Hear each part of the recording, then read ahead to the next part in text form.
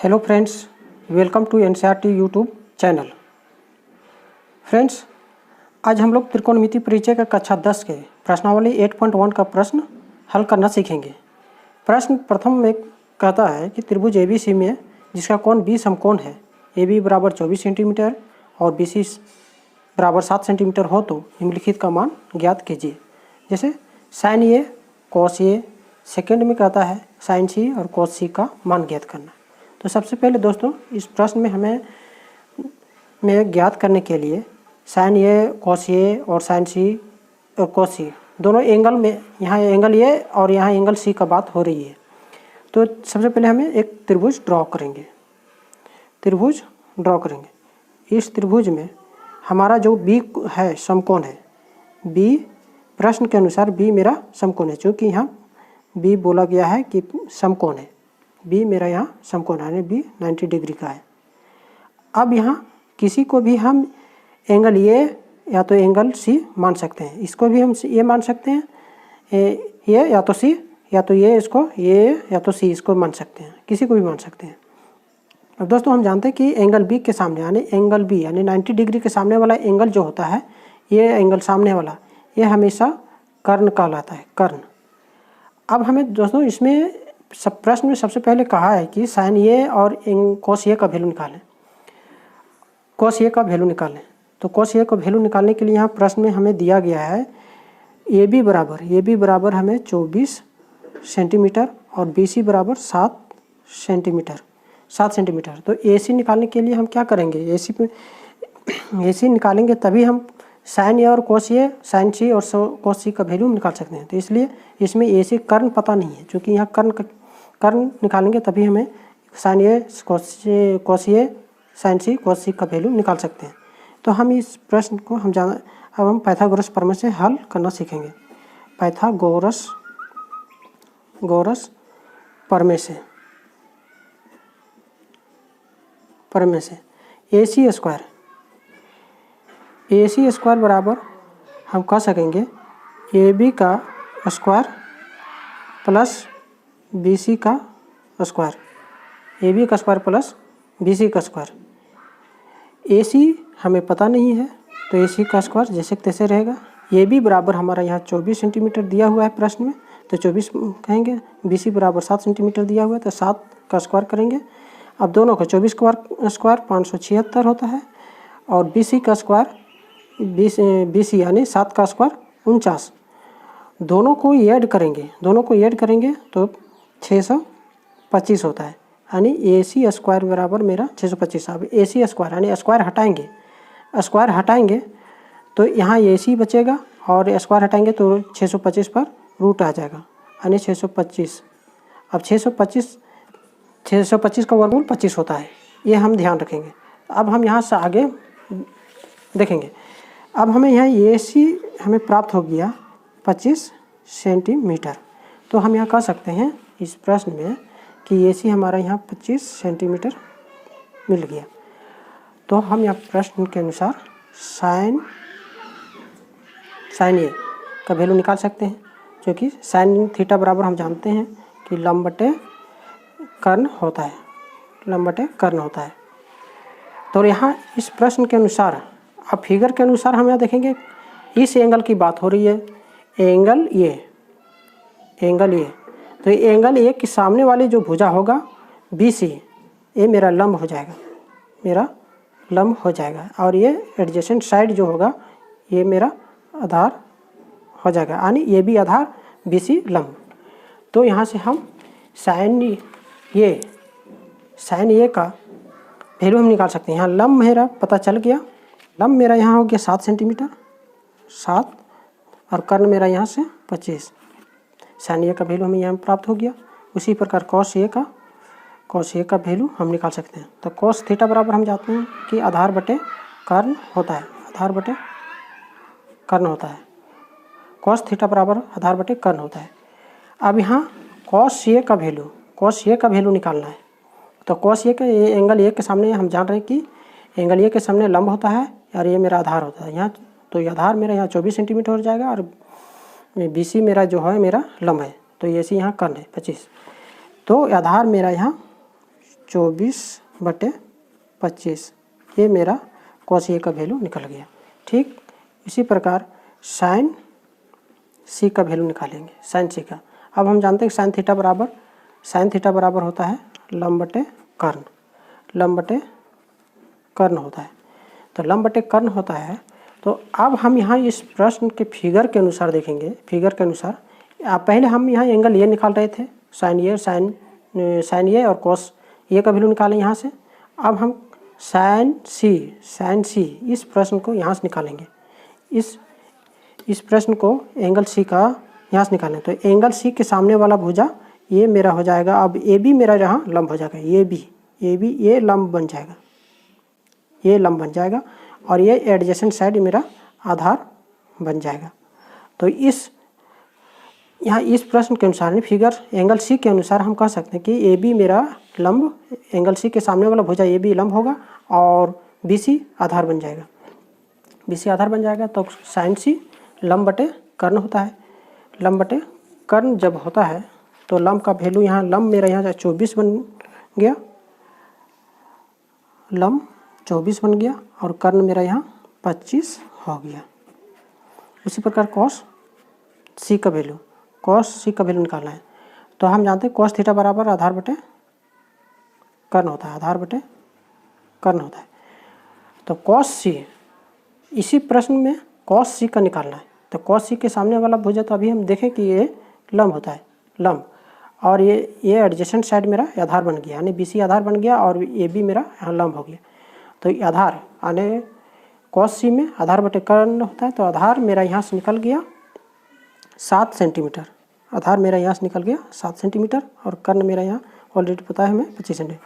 तो इस प्रकार हम कह सकते हैं कॉस सी का भी वैल्यू निकल गया 7/25। फ्रेंड्स, हम अब प्रश्न 2 देखेंगे। आकृति 8.13 में tan P - cot R का मान ज्ञात करना है। इस फिगर में आकृति में दिया हुआ है किताब में कि एक त्रिभुज PQR दिया हुआ है जिसमें 2 साइड का वैल्यू दिया हुआ है, यानी PQ का वैल्यू 12 सेंटीमीटर और PR का वैल्यू 13 सेंटीमीटर दिया है। तो इसमें QR का वैल्यू हमें पता नहीं है। तो PQR का वैल्यू ज्ञात करने के लिए हम पाइथागोरस प्रमेय से पहले हम वैल्यू निकालेंगे। तो हम जानते हैं पाइथागोरस प्रमेय से कर्ण का स्क्वायर बराबर आधार का स्क्वायर प्लस लंब का स्क्वायर। अब यहाँ हमें कर्ण जो दिया हुआ है 13 सेंटीमीटर दिया हुआ है, तो 13 का स्क्वायर, आधार जो दिया हुआ है मेरा पता नहीं है तो QR है, QR का स्क्वायर, PQ का वैल्यू मेरा यहाँ दिया हुआ है, PQ का वैल्यू दिया हुआ है यानी लंब, PQ मेरा लंब है यानी 12 का स्क्वायर, 13 का स्क्वायर 169, QR हमें पता नहीं है, QR जैसे तैसे छोड़ देंगे, 12 का स्क्वायर 144, अब स्क्वायर 144 हुआ। अब आगे हम यहाँ क्या करेंगे 169, इधर 144 को इधर हम ले आएंगे तो ये प्लस इधर आके माइनस में हो जाएगा। QR यहाँ क्या बच जाएगा, QR का स्क्वायर बच जाएगा। इसका दोनों को माइनस करेंगे 169 - 144 तो 25 बचेगा और यहाँ QR का स्क्वायर। अब हम क्या करेंगे QR पर स्क्वायर हटाएंगे तो क्या है, इस पे स्क्वायर है तो इस पे आके रूट चढ़ जाएगा, 25 पे रूट चढ़ जाएगा।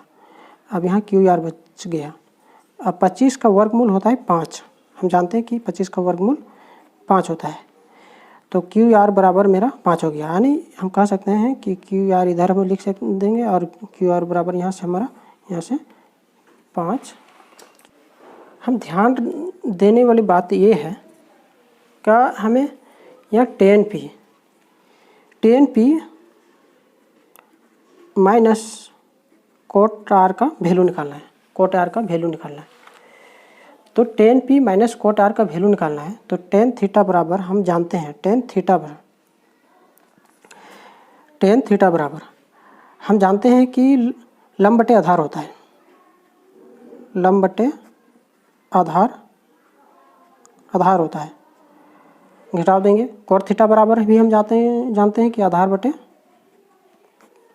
लंब होता है, फ्रेंड्स, यहाँ देखेंगे कि tan P यानी tan P का वैल्यू निकालना है। तो tan P का वैल्यू यानी P एंगल P के सामने वाला भुजा जो QR होगा ये मेरा लंब बन जाएगा, मेरा लंब बन जाएगा। तो यहाँ क्यू आर हमें पता है कि 5 सेंटीमीटर यहाँ से निकाले हुए हैं, क्यू आर यहाँ से 5 सेंटीमीटर हम निकाले हुए हैं। तो हम कह सकते हैं यहाँ लंब क्यू आर, अब लंब जब बन गया तो पी क्यू मेरा आधार बन गया, पी क्यू आधार बन गया। जब क्यू आर लंब तो यहाँ पी क्यू आधार बन गया, आधार बन गया। तो आधार को यहाँ हम लिख देंगे पी क्यू, घटाव देंगे। अब कोट आर में आधार बटे लंब होता है। तो अब यहाँ देखेंगे दोस्तों, इस एंगल आर का वैल्यू निकालना है, यानी एंगल आर पे निकालना है। एंगल आर के सामने वाला साइड जो हो जाएगा, अब ये मेरा लंब बन जाएगा, ये लंब बन जाएगा और ये क्यू आर जो है मेरा आधार बन जाएगा। तो आधार बन जाएगा, तो आधार यहाँ कोट थीटा बराबर जो है आधार बटे लंब होता है। तो आधार यहाँ बन जाएगा मेरा यहाँ क्यू आर बटे पी क्यू बटे पी क्यू, क्यू आर बटे पी क्यू। अब दोनों का वैल्यू पुट कर देंगे। ये हम ध्यान रखेंगे दोस्तों, हम एंगल पर सेट करके इस वैल्यू को रखेंगे आराम से, नहीं तो हम यहाँ गड़बड़ हो सकते हैं। एंगल जब भी हम tan p निकालेंगे, p एंगल के सामने वाला भुजा देखेंगे, वो लंब हमेशा होगा और एडजेसेंट साइड वो हमेशा आधार होगा। इसी प्रकार एंगल जहाँ आर निकालेंगे तो ये सामने वाला भुजा जो होगा मेरा लंब होगा और एडजेसेंट साइड ये मेरा आधार बन जाएगा। तो यहाँ हम ध्यान से लिखेंगे, ध्यान से लिखने के बाद लंब बटे आधार और दोनों को वैल्यू पुट करेंगे। और जब इस फॉर्मेट में हम ले आएंगे तो दोनों का आप वैल्यू पुट कर देंगे। क्यू आर का वैल्यू हमें 5 सेंटीमीटर पता हो गया, पी क्यू का वैल्यू हमें यहाँ पता हो गया 12 सेंटीमीटर, और क्यू आर का भी यहाँ इसमें भी क्यू आर का वैल्यू हमें 5 सेंटीमीटर पता हो गया, पी क्यू का वैल्यू भी हमें पता हो गया 12 सेंटीमीटर। अब हम दोनों के यहाँ देख रहे हैं कि 5/12 माइनस 5/12, 5/12 माइनस 5/12, दोनों घट गया तो 0 हो गया, दोनों घट गया तो 0 हो गया। तो इस प्रकार हम कह सकते हैं कि दोनों का value cot tan p minus cot r का वैल्यू 0 आंसर हो गया।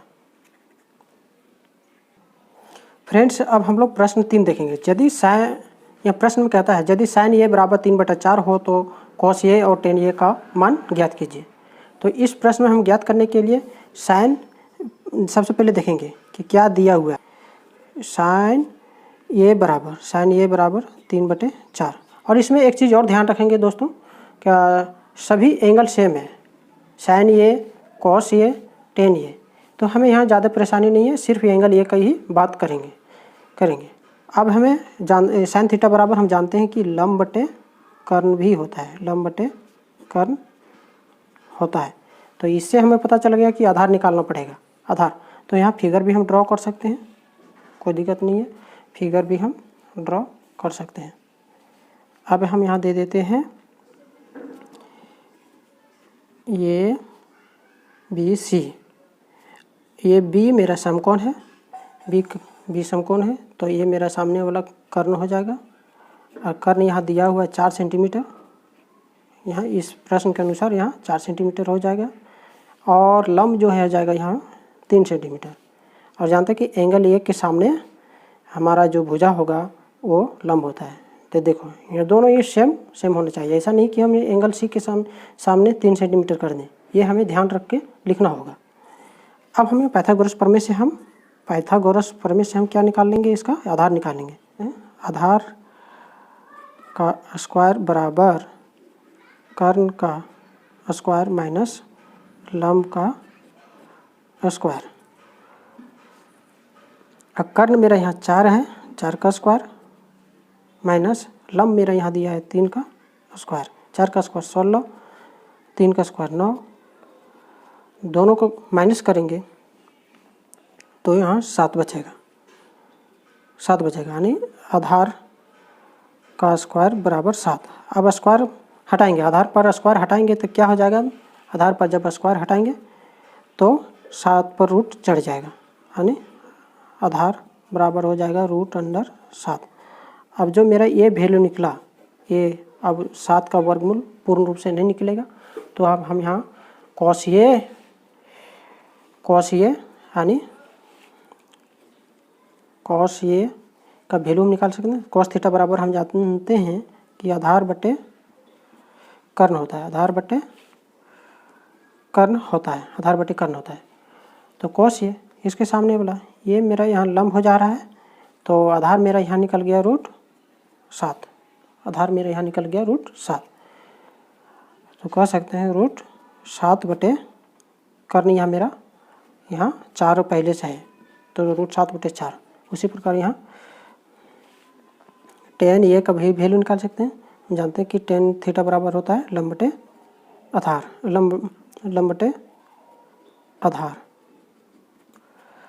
तो लंब यहाँ हो जाएगा मेरा 3 सेंटीमीटर और आधार मेरा √7। इस प्रकार कह सकते हैं कि कॉस ए और tan ए का वैल्यू हम निकाल लिए। कॉस ए के वैल्यू √7 बटे 4 और tan ए के वैल्यू 3 बटे √7, ये दोनों का फाइनल आंसर।